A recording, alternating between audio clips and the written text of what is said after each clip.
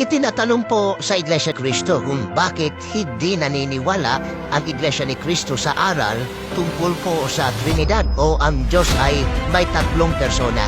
Mga mahal na kaibigan, kung ano po ang aral ng Biblia tungkol sa Diyos ay siya pong sinasampalatayanan ng Iglesia ni Cristo.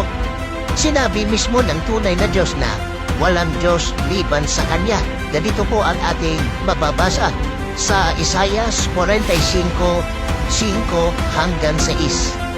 Ako si Yahweh. Ako lamang ang Diyos at wala ng iba. Palalakasin kita, bagamat ako'y di mo pa kilala. Ginawa ko ito upang ako ay makilala ng buong daigdig, na makilala nila na ako si Yahweh. Ako lamang ang Diyos at wala ng iba. Napakalino po ang pahayag ng ating Panginoong Diyos.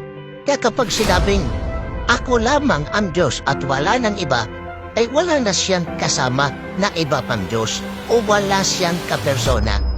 E sino po ang tunay na Diyos na walang kasama o walang kapersona? Ang sabi, ako si Yahweh. Ako lamang ang Diyos at wala ng iba. E sino po ang tinutukoy na Yahweh? Na siyang iisang Diyos, ang Aba.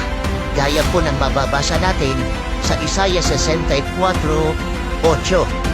Gayunman, O Yahweh, aming nalalamang ika'y aming Ama. Kami parang luwad at ikaw ang magpapalayo. Ikaw ang lumikha sa amin, O Yahweh, at wala ng iba. Malinaw po na ang tinutukoy na Yahweh ay ang Ama.